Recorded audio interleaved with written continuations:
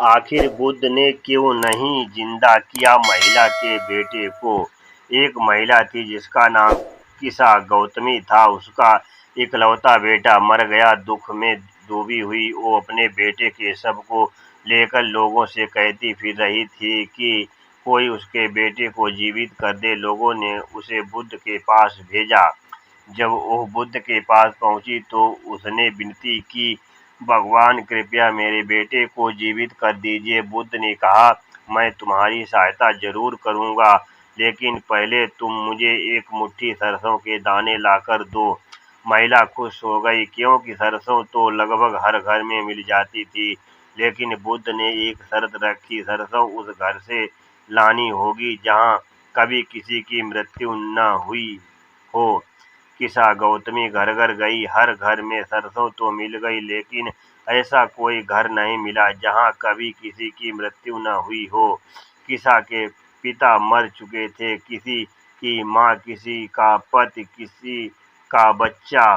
धीरे धीरे उसे समझ आया कि मृत्यु केवल उसके घर की समस्या नहीं है, बल्कि संसार का एक सार्वभौमिक सत्य है।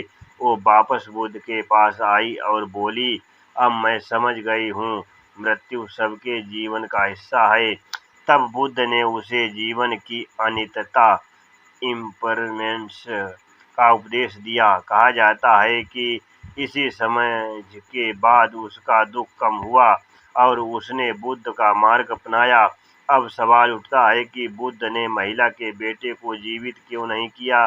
तो इसका उत्तर है, बौद्ध परंपरा के अनुसार बुद्ध का उद्देश्य चमत्कार दिखाना नहीं था। वे लोगों को दुख के कारण और उससे मुक्ति का मार्ग दिखाते थे। यदि बुद्ध उस बच्चे को जीवित कर देते तो महिला का दुख तो समाप्त हो जाता, लेकिन मृत्यु का सत्य नहीं समझ में आता और न ही जीवन की अनित्यता का बोध होता। इस कहानी का मुख्य उद्देश्य है, जिसका जन्म हुआ है उसकी मृत्यु निश्चित है। मृत्यु जीवन का प्राकृतिक नियम है और इसे समझना ही दुख से मुक्ति की शुरुआत है। ये बौद्ध साहित्य की सबसे प्रसिद्ध कहानियों में से एक मानी जाती है। आज भी मृत्यु, शोक और जीवन की वास्तविकता को समझने के लिए सुनाई जाती है।